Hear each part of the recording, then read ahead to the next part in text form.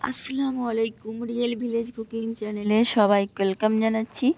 আজকে আমি বানাবো গাজরের পোলাও রেসিপি। খুবই সহজ এবং সিম্পলভাবে বানিয়ে দেখাবো। এখানে আমি দুটো গাজর নিয়ে নিয়েছি, ভালো করে ধুয়ে পরিষ্কার করে নিয়েছি। এবার এগুলোকে আমি গ্রেট করে নেব। এইভাবে আমি গ্রেট করে নিচ্ছি।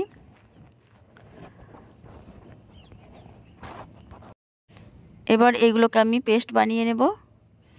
মিক্সি জারে নিয়ে নিচ্ছি, আর এর মধ্যে দিয়ে দেব আমি দুধ। সামান্য পরিমাণ দুধ দিয়ে এটা আমি ভালোভাবে মিক্সিতে ঘুরিয়ে নেব। আমি 4 টেবিল চামচের মতো দুধ দিয়েছিলাম।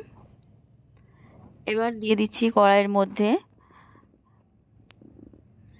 মধ্যে দিয়ে কিছুক্ষণ নাড়াচাড়া করে নিচ্ছি লো টু মিডিয়াম ফ্লেমে। এবার এর মধ্যে আমি দিয়ে দিচ্ছি দুধ। এখানে আমি মালাই সমেত দুধ নিয়েছি, 1 বাটির মতো দুধ নিয়েছি। দুধটা দিয়ে ভালোভাবে মিশিয়ে নেব গাজরের সঙ্গে। এটা যখন ভালোভাবে ফুটে উঠবে ততক্ষণ অপেক্ষা করব। এটাকে ভালোভাবে ফুটিয়ে নেব, খুব ভালোভাবে ফুটিয়ে নিতে হবে। আমি এখানে মালাই সমেত দুধ নিয়েছি, দুধের মধ্যে যে মালাই থাকে, কারণ এর মধ্যে টেস্টটা ভালো আসবে। আমি নাড়াচাড়া করে নিচ্ছি খুব ভালোভাবে। এবার যখন এই পর্যায়ে ভালোভাবে ফুটে উঠবে, ঠিক সেই পর্যায়ে আমি দিয়ে দেবো এখানে 1/2 বাটি পরিমাণে সুজি। সুজিটা আমি 1/2 বাটি পরিমাণে দিয়েছি। সুজি দিয়ে ভালোভাবে আমি অনবরত নাড়াচাড়া করতে থাকব। অনবরত নাড়াচাড়া করে এটা যখন একটা ডোয়ের মতো হয়ে যাবে, ঠিক সেই পর্যায়ে আমি গ্যাসের ফ্লেমটাকে অফ করে দেব।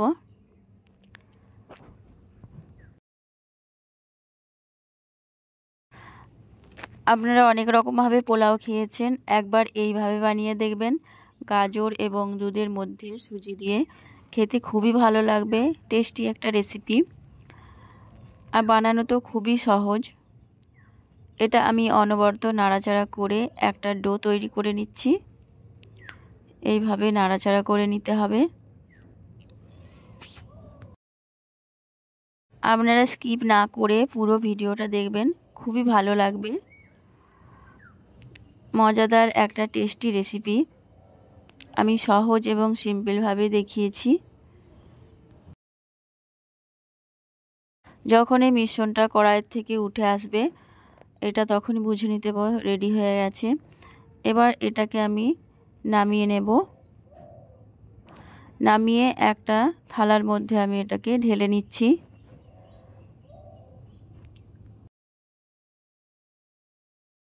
থালার মধ্যে দিয়ে কুসুম গরম থাকা অবস্থায় এটাকে আমি ভালোভাবে মথে নেব। হাত দিয়ে খুব ভালোভাবে মথে নিতে হবে। ভালোভাবে মথে নিয়ে একটা দইয়ের মতো তৈরি হয়ে যাবে। এই দেখুন। এবার এই পর্যায়ে আমি এখানে নিয়ে নিচ্ছি 1/2 বাটির থেকে একটু বেশি চিনি। দিয়ে দিচ্ছি এখানে 1 বাটি পরিমাণ জল, আর সামান্য দিয়ে দিলাম 1.5 বাটির থেকে একটু কম জল দিয়েছি। এবার এর মধ্যে দিয়ে দিচ্ছি 4টে এলাচ। এলাচ দিয়ে আমি চিনিটাকে ভালোভাবে গলিয়ে নেব। যখন ভালোভাবে ফুটে উঠবে, এইভাবে একটা চ্যাটচ্যাটে ভাব আসবে হালকা, ঠিক সেই পর্যায়ে আমি এটাকে গ্যাসের ফ্লেমটাকে অফ করে দেব। এবার এখানে আমি যে ডোটা বানিয়ে রেখেছি, এবার এই রকম আমি একটা গ্রেটার নিয়ে নিয়েছি ভেজিটেবল অয়েল। অয়েলটা আমি লো টু মিডিয়াম ফ্লেমে গরম করে নিয়েছি। এবার এইভাবে আমি পোলাওগুলো বানিয়ে নেব। ঠিক এইভাবে আমি যেভাবে করছি এভাবে লক্ষ্য করবেন, এইভাবে বানিয়ে নিতে হবে। খুব বেশি একবারে দেওয়া যাবে না, একটু চাপ দিলেই সহজেই বেরিয়ে আসছে। এই রকম করে আমি বানিয়ে নেব।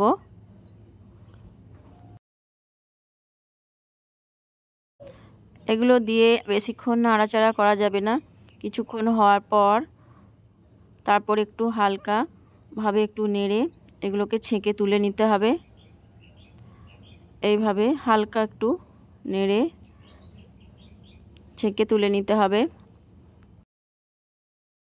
এগুলো হয়ে গেছে। এবার এগুলোকে আমি ছেঁকে তুলে নেব, তেল ঝরিয়ে তুলে নেব। এগুলো বেশিক্ষণ ভাজা যাবে না, রঙটা চেঞ্জ হয়ে যাবে এবং খেতে ভালো লাগবে না। হালকা যখন কালারটা চেঞ্জ হবে ঠিক সেই পর্যায়ে এটাকে ছেঁকে তেল ঝরিয়ে তুলে নেব। ঠিক এই রকম হবে। এবার একটা প্লেটের মধ্যে নিয়ে নিচ্ছি। সব কটা আমি ভালোভাবে তেল ঝরিয়ে তুলে নেব। এবার আবারও আমি ঠিক যে কটা আছে বাকিগুলো বানিয়ে নেব ঠিক একইভাবে। এবার একটা প্লেটের মধ্যে সব আমি সার্ভ করে নিচ্ছি। এই দেখুন খুব সুন্দর ঝরঝরে পোলাও রেডি হয়ে গেছে। এবার যে আমি চিনির শিরাটা বানিয়ে রেখেছিলাম সেটা কুসুম গরম আছে, কুসুম গরম থাকতে হবে। এবার আমি দিয়ে দিচ্ছি পোলাওগুলো দিয়ে কিছুক্ষণ আমি একটু নাড়াচাড়া করে দিচ্ছি। ভালোভাবে রসের মধ্যে দিয়ে দিচ্ছি। 5 মিনিট রাখার পর এগুলোকে আমি রসটা ঝরিয়ে তুলে নেব।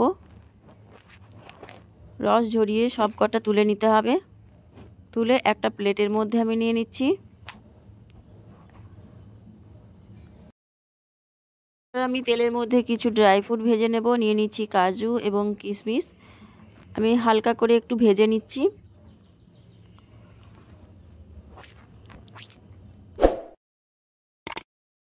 এবং কিশমিশ আমি পোলাওয়ের মধ্যে দিয়ে দেবো। এভাবে ওপর থেকে এইভাবে ছড়িয়ে দিচ্ছি।